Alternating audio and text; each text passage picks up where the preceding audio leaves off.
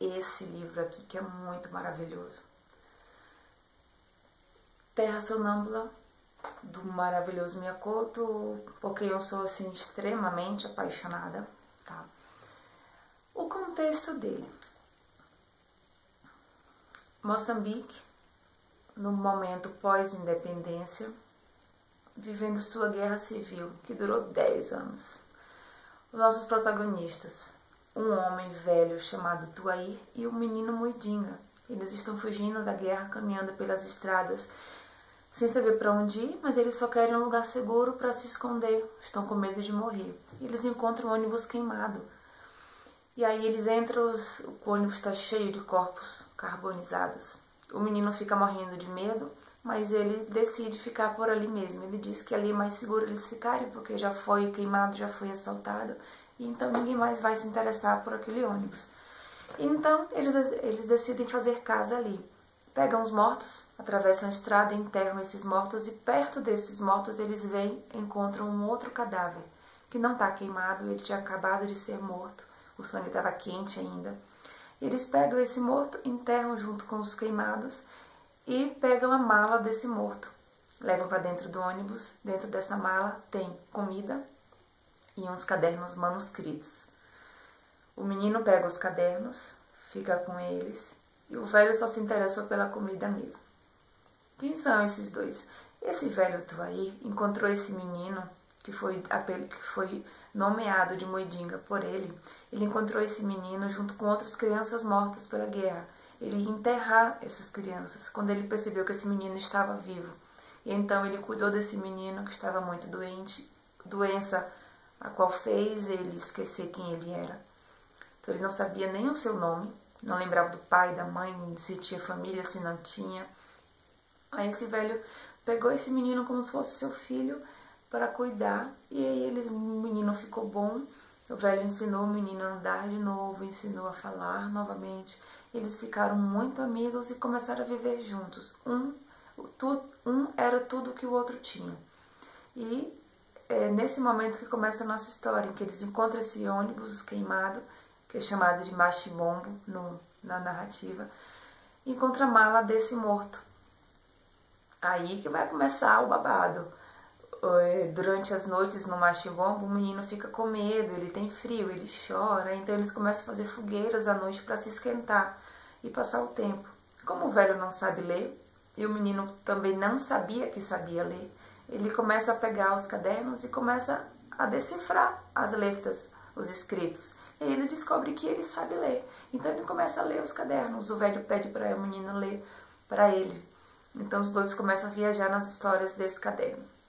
Quem escreveu esses cadernos? Aquele morto que estava com aquela mala, caído naquele chão ali, em frente ao machibombo, do outro lado da estrada. Quem é esse morto? Esse morto é o personagem chamado Kinzo. Kinzo, ele era filho de um pescador e contador de histórias. Esse pai dele tinha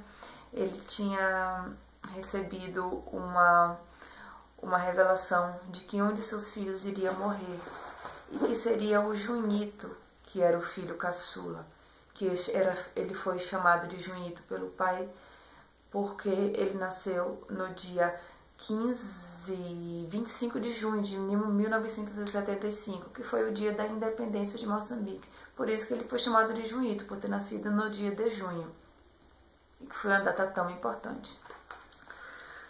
E aí, esse menino, como o pai recebeu uma revelação sobrenatural de que o filho dele ia morrer, ele decidiu colocar o menino no galinheiro para se tornar galinha. Já que ele ainda era um bebê, ele aprenderia a viver como uma galinha. Assim, quando os saqueadores chegassem na sua casa, não iam matar o menino, porque ele iria estar já como um bicho.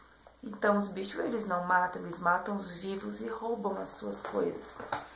Só que aí depois esse menino vai pro galinheiro, ele começa realmente a comer milho, a se transformar numa galinha, a pegar os hábitos de uma galinha, a adquirir esses hábitos. Só que numa noite esse menino desaparece do galinheiro. E aí a mãe do menino aí o pai depois se mata, o pai acaba morrendo, a mãe se acaba de tristeza. E aí esse Quinzo, que é o filho mais velho, ele decide sair, ir embora. Ele fica tão desesperançado, e ele vai embora. E aí ele decide ir embora em busca da tribo dos Naparamas, que são uns guerreiros abençoados por feiticeiros que lutam contra os fazedores de guerra. Então ele decide que ele quer ser um Naparama. Ele fica tão revoltado com aquela guerra, com aquela matança, que ele decide lutar contra aquilo. E aí ele recebe o conselho de um ancião de que deve ir embora pelo mar. Então ele pega a sua canoa, o seu barquinho, que tem o nome do seu pai, Taímo, e ele vai para o mar, ele entra mar afora e vai atrás desses Naparamas. Só que ele é atacado por uma enorme tempestade, uma tempestade muito foda, e ele acaba sendo levado por essa tempestade para um barco que está naufragado. Desse barco, ele encontra lá nesse barco uma mulher linda que se chama Farida. E aí essa mulher acolhe ele no barco e aí eles começam a conversar. É quando essa mulher começa a contar a sua história de vida para ele. E aí é quando eles se envolvem, eles transam, e aí ela conta a sua história. Ela conta que ela é filha gêmea e que lá naquela terra, os filhos gêmeos eles trazem maldição para a família e para a terra e para aquele povo. Então ela é separada de sua irmã gêmea logo depois que nascem. Depois a mãe dela morre por causa disso e aí ela decide fugir. Isso aí ela vive com a mãe, depois de grandinha já ela decide fugir. Aí quando ela passa mal, ela começa a ficar doente, a desmaiar de fome, de sede, de frio, de cansaço. E ela é acolhida por uma família de portugueses, que é o Romão Pinto, e eu anotei aqui o nome da velha, que eu sempre esqueço o nome dessa mulher, é a Dona Virgininha, que a acolhe como uma filha, cria, ensina bons modos a ela, que dá uma educação a ela. Só que esse Romão Pinto, esse português, é um velho safado. E esse velho, ele vai pegar essa menina, já sabe, né? E ela acaba tendo um filho dele, que se chama Gaspar. Ela odeia esse filho, porque é fruto de um estupro, é fruto de um abuso sexual, de um cara que ela respeitava como um pai, né? Que a acolheu na casa dele. Ela pega esse menino e entrega para a missão. Vai ser criado pelas freiras e educado. Lá ele aprende a ler. E aí, então, ela vai embora. Só que anos depois ela retorna e quer reaver essa criança. Só que essa criança descobre que a mãe, fica sabendo que a mãe quer recuperá-lo, ela foge. E aí não se fala mais dessa criança. Então a angústia dela, aí ela resolve ir embora, quer fugir de todas as realidades possíveis, e ela encontra esse barco e ela fica nesse barco lá, trancada, esperando um novo tempo, uma esperança de encontrar o seu filho. Aí quando o Quinzo chega nesse barco e ela conta a sua história para ele, eles se envolvem, eles transam e aí eles se gostam e ele decide ajudá-la. Quando ela faz ele prometer para ela que ele vai encontrar o Gaspar, o filho dela. Ele volta a Marília de Mate-Mate para procurar esse menino para levar de volta para sua mãe. E aí é quando todas as tramas que ele vive começam a acontecer, ele começa a fazer um trabalho de investigador mesmo, procurando essa criança, e em cada etapa dessa sua peregrinação, ele senta e escreve um caderno. Ele vai contando tudo o que vai acontecendo e é quando são esses cadernos que estão na mão do Muidinga agora, que vai descobrir que é o Gaspar. Então o menino começa a ler todas as noites esses cadernos, lê para o velho e lê para ele também, e ele começa a desconfiar que ele é esse menino, ele começa a sentir que ele é esse menino, que ele é esse Gaspar, e ele começa a ficar louco querendo descobrir quem ele é. E aí ele começa a falar pro encher o saco do tio, acho que eu sou o Gaspar. E ele começa a ter vagas lembranças de ele na escola, correndo, conversando, brincando com os amiguinhos. E então ele consegue convencer o velho Tuaí a encontrar o mar. Ele quer porque ele quer encontrar o mar para achar a mãe Farida, que ele acha que ele é esse menino. E aí eles começam a dar voltas pelas estradas, voltas, voltas e mais voltas, sempre acabam no mesmo lugar. E o menino percebe que todos os dias, quando amanhecia, a estrada estava diferente. A estrada, ela estava, no começo do livro, a estrada era totalmente sem vida, sem vegetação, sem nada, totalmente morta, morta como a guerra, como as pessoas na guerra, como aquela vida, como a vida daquela nação na guerra. Só que aí a estrada, ela começa, as árvores, elas mudam de lugar. Ele acorda no outro dia, a árvore que estava ali na frente do machimbombo já estava em outro lugar, a vegetação já começa a mudar, ela começa a ter mais vida. E se dizia naquela terra que enquanto os homens dormiam, a terra ela andava. Olha só, uma das crenças dos habitantes de Mati-Mati. Está logo no início da narrativa. Se dizia daquela terra que era sonâmbula, porque enquanto os homens dormiam, a terra se movia espaços e tempos afora. Quando despertavam, os habitantes olhavam o novo rosto da paisagem e sabiam que naquela noite eles tinham sido visitados pela fantasia do sonho. Então, quando os homens dormiam, quem sonhava era a terra, quem viajava e quem se modificava era a terra, não era ele. E essa metáfora é maravilhosa porque mostra mais uma vez, como em todos os livros do Mia, essa relação muito intrínseca, muito forte do homem com a terra. O que um vive interfere no outro. Então aqui, quando esse menino começa a querer encontrar o mar para achar sua mãe, a terra ela vai ajudando ele. Conforme eles vão caminhando, a terra vai se modificando. Então o caminho que está levando ele para o seu caminho mesmo. Deixa eu ver se eu consigo me fazer entender melhor. Não é ele que sabe o caminho, não é ele que cria o caminho. A terra que vai conduzindo, vai abrindo os caminhos para ele chegar, né, no seu objetivo. E então, entre as suas várias andanças, eles encontram um pântano, constroem uma canoa, e aí eles conseguem de fato chegar até o mar. Só que no meio desse caminho aí, o Vairatuai fica doente. E aí ele já sabe que vai morrer, porque a ave começa a voar, sobrevoar eles.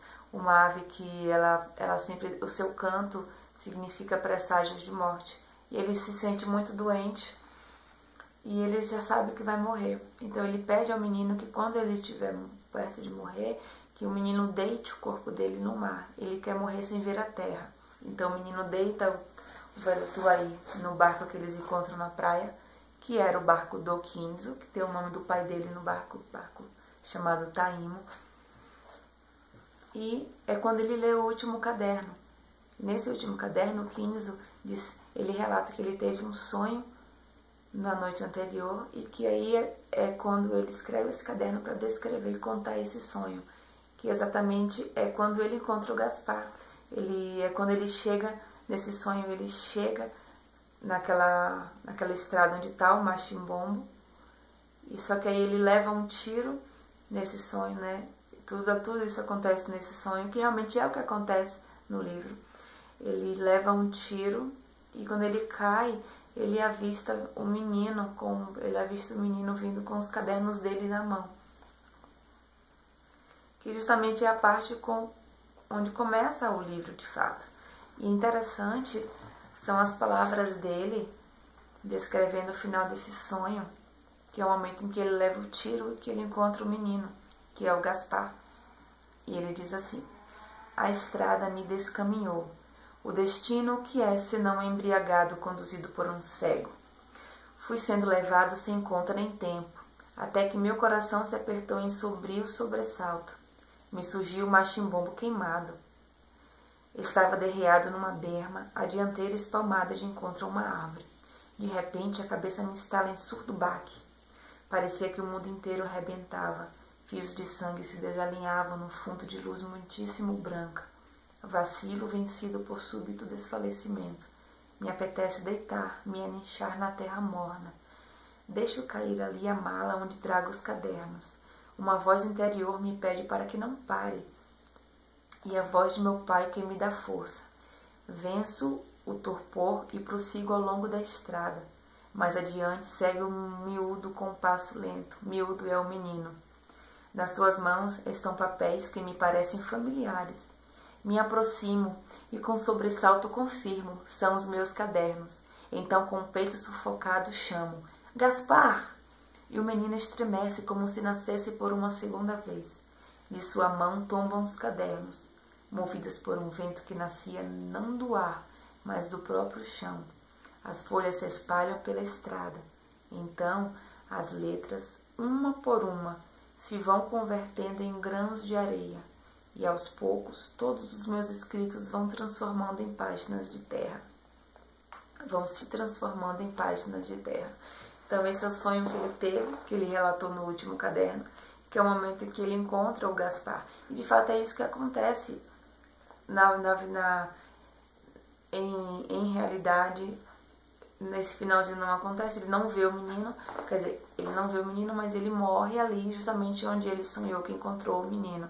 E é onde o menino encontra os seus cadernos. E interessante ele falar que ele viu o menino e as suas letras, as suas escritas, elas caem no chão e são como semente.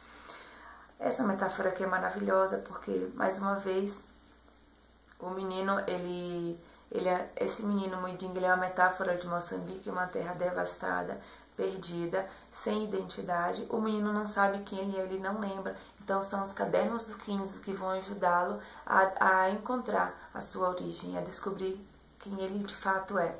Então, é a escrita, são palavras escritas, são os cadernos que fazem o menino encontrar quem ele é. E é esse instrumento que o Miyakoto usa, que é a sua escrita também, para poder construir essa identidade, essa moçambicanidade perdida e devastada, destruída pela guerra. Então, é uma metáfora maravilhosa, interessante, porque a escrita, ela é ponte, como eu já falei, que eu já percebi, já foi percebido naquele outro livro do Miyakoto, né? Se eu não me engano foi o penúltimo, né? O rio chamado tempo, uma casa chamada terra. A escrita é ponte. E aqui a escrita, ela é semente. O recomeço, o futuro, a esperança de um futuro, ela é trazida por uns cadernos.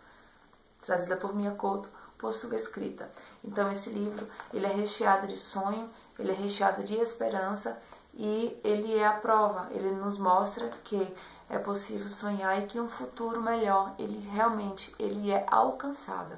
Então, é o caminho para esse futuro que o Miyakoto tenta construir com a sua palavra. A sua palavra, ela é semente. Ela é semente, ela é sonho, é um sonho possível e ela é recomeço.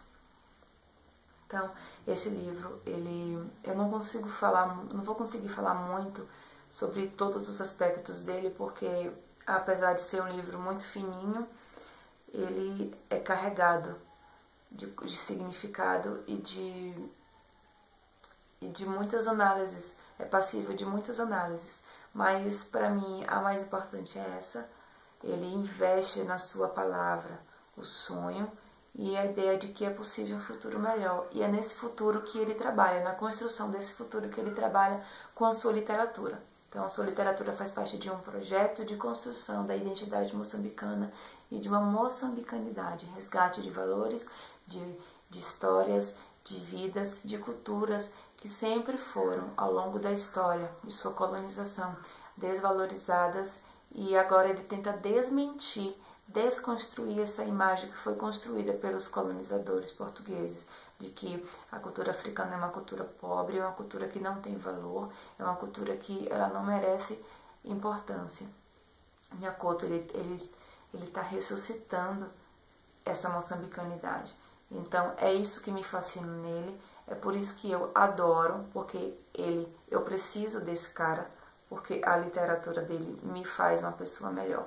E é isso que a palavra lida, que a literatura que a gente lê, que ela sirva para transformar a nossa vida. Eu acho que a leitura ela só é eficaz quando ela nos modifica. Então, penso que Esse é o propósito do Mia Couto, é o propósito deste livro. E é isso.